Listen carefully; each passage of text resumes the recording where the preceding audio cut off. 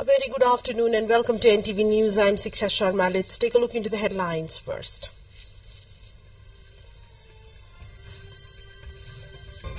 The ruling Maoist Centre's Statute Convention begins from today. Chairman Dahal says achievements established on the foundation of People's War are common assets of the nation.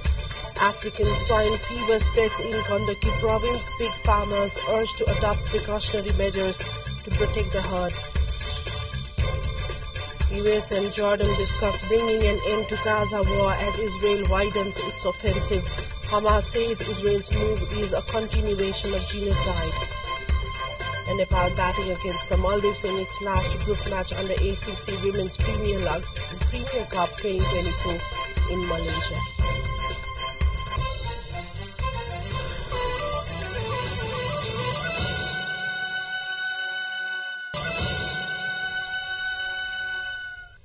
Welcome back to NTV News. We take a look into news in detail now. The ruling CPN Maoist Centre is holding its statute convention in the capital from today. More than 1,200 representatives from across the country are in Kathmandu to participate in the three-day convention. Party Central Committee members, alternate Central Committee members, members of the 3 Central Commissions, 7 territorial and 3 non-territorial province committees, office bearers and office bearers of the sister organizations would attend the conference. The party said that the statute convention is being organized to run the party in a more systematic manner. The party had formed a statute drafting committee under the leadership of Vice Chairperson Bampa Bhushal. Prime Minister and CPN Maoist Centre Chairperson Pushpa Kamal Dahal has said rights and achievements established on the foundation of People's War are common assets of the nation. In a message on the occasion of 29th People's War Day, Chairperson Dahal shared that although the People's War was led by CPN Maoist, it is the common day of all the Nepalis who want identity, rights, freedom, liberation, justice and change-loving people. Stating that a People's War adopted the dream of change dedicated to political, social, economic, cultural freedom, patriotism and nationalism, he mentioned that Federal Democratic Republic was established in coordination of People's Movement and on the foundation of People's War. He extended best wishes to all the Nepalis in the country and abroad and change-loving communities in the world on the occasion of the People's War Day. And let's take a look into a short break. More news follows up on the other side. Do stay with us.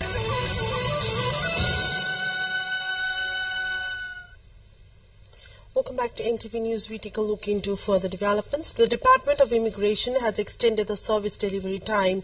In view of giving priority for service delivery to the public, the department has made new timetable 8 a.m. to 8 p.m. daily, and all 7 days will remain open for people seeking services there.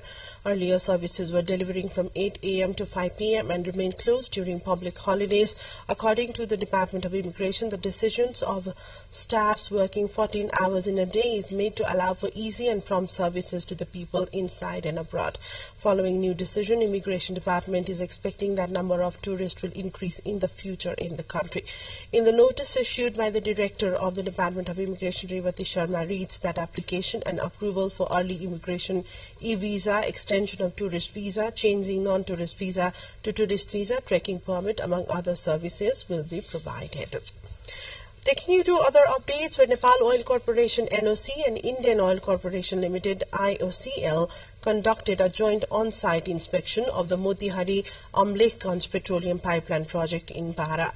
Representatives from both corporations were present during the inspection. Leading the inspection were Deputy Executive Director Deepak Baral from Nepal Oil Corporation, Country Manager Nirupam Raizada from Indian Oil Corporation Limited, and IOCL's Project Manager Dharmendra Kumar Singh. The primary objective of the inspection was to assess the progress of the project and ensure that it meets the deadline set for March 2024. However, with only 60% of the work complete in 14 months, the project is significantly behind schedule.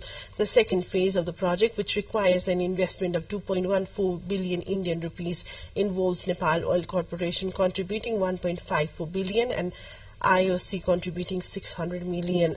Likhita Infrastructure Company has been entrusted with all the work for this phase. Nepal Oil Corporation is responsible for constructing 2 tanks, each with a 5 million litre capacity for petrol and diesel storage separately, while Indian Oil Corporation Limited has constructed 2 petrol tanks, each capable of holding 4.1 million litres of fuel. Initiated in December 2022, the project aims to facilitate the import of petrol and kerosene by March of the following year, provided it is completed on time. Taking you to other updates, where the African swine fever has gripped the Gandaki province. The contagious disease, which was briefly seen last year, has become rampant in various districts of Gandaki province recently. The Directorate of Livestock and Fishery Development has informed that the spread of African swine fever has been confirmed in Kaski, Tanahu, Lomjung and Gorkha districts. Following the rapid spread, the farmers in the province are urged to take necessary precautions and take up early preventive measures in the affected pig farm areas. According to the Director General of the Department, Dr. Prerana Sedhai, out of total 112 affected pigs, 55 in Kaski, 30 in Tanahu and 14 in Lomjung are confirmed infected from the virus. As per the report, 16,554 pigs died in the province earlier. To take the situation under control, additional study and surveillance and various awareness programs are being held in the affected areas of the province. African swine fever is a highly contagious viral disease of domestic and wild pigs, those whose mortality rate can reach up to 100%. A social video platform, TikTok, has written official letter to the government of Nepal in regard of lifting ban over its use in Nepal. In the letter sent to the Ministry of Communication and Information Technology, the TikTok has requested the government of Nepal to lift the ban over widely used social video platform. Letter from TikTok reads that TikTok will respect the laws and legislation of Nepal and act accordingly. Following this, Narendra Kesi, the press advisor of Minister of Communication and Information Technology, said that the TikTok has written key 5 points of commitment over the lifting ban. Also, the platform has expressed commitment to respect and address the TikTok-related issues that government of Nepal has been voicing before it took the decision to ban the platform in Nepal. In the 5-point commitment, TikTok has mentioned the necessary management of the tool and device to filter the content, nationwide internet security, initiating the digital literacy program, among others. In view of national security, the government of Nepal decided to impose ban on TikTok on 13th of November 2023. And let's take a look into yet another break. Stay with us for international updates. Welcome back to NTV News, taking a look into further updates in the international front, where US President Joe Biden met with Jordan's King Abdullah II at the White House on Monday as the administration continues talks on a possible hostage release deal in the Israel-Hamas war, and has criticized Israel's planned ground assault on the Gaza city of Rafah. The two leaders, joined by senior foreign policy staff members, discussed the ongoing situation in Gaza and efforts to release hostages that Biden said he has discussed with Israeli Prime Minister Benjamin Netanyahu and leaders in Egypt and Qatar to push this forward. He said that effort would include a 6-week pause in fighting. The meeting was the first since 3 American soldiers were killed in a drone strike at a base in northeast of Jordan last month. Meanwhile, Palestinian group Hamas said on Monday that attacks by Israel in the city of Rafah, southern Gaza Strip, are a continuation of genocide and forced displacement. More than 100 people were killed due to Israeli airstrikes in the southern Gaza city, according to Palestinian sources, amid international outcry over Israel's planned ground offensive. The area sits on Gaza's border with Egypt, where Israel forced civilians to evacuate, claiming it was a safe zone. He called on the international community to urgently intervene to stop the Israel aggression and crimes against civilians. The relentless bombardment has killed more than 28,000 people and caused mass destruction. Jailed former Thai Prime Minister Thaksin Shinawatra is to be freed, the kingdom's justice minister said on Tuesday.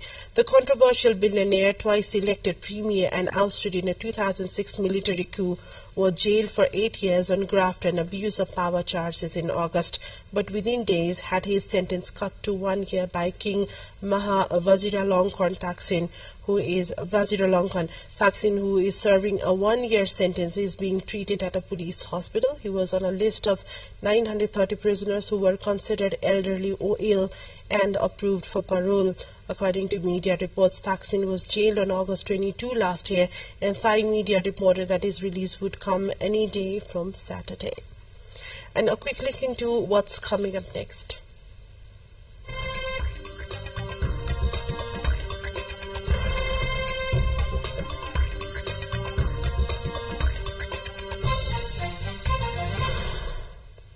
Thousands of protesting farmers are marching from neighboring states to India's capital Delhi to seek assured prices for their crops. In 2020, farmers had camped at Delhi borders protesting against controversial agricultural reforms.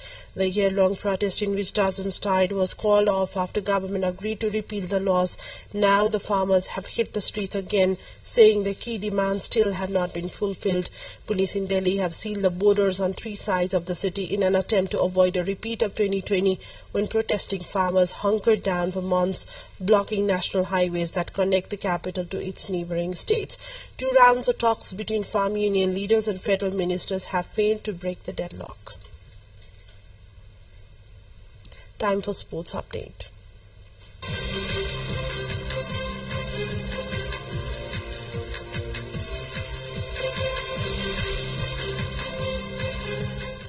Nepal is currently facing off against the Maldives in their last group stage match of ACC Women's Premier Cup at the UKM Cricket Oval, Bangui of Malaysia. Opting to bat first after winning the toss, Nepal aims to maintain the winning streak in the tournament, leading Group D with 4 points. Nepal has shown remarkable performance, securing victories against Hong Kong and Bhutan in their previous matches, with only the top 2 teams from each group advancing to the quarterfinals. Nepal is determined to secure a spot in the next stage and potentially earn a place in the Women's Asia Cup. And this brings us to end of bulletin. A quick reminder of the headlines. Maoist Center Statute Convention begins from today. Chairman Dahal says achievements established on the foundation of People's War are common assets of the nation. African swine fever spreads in Gandaki province. Pig farmers urged to adopt precautionary measures to protect the herds. US and Jordan discuss bringing an end to Gaza war as Israel widens its offensive. Hamas says Israel's move is a continuation of genocide. And Nepal batting against the Maldives in its last group match on the ACC Women's Premier Cup 2024 in Malaysia.